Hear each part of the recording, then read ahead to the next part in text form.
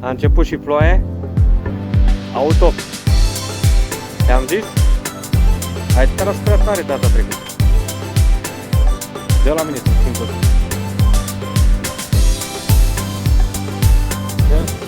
Ne.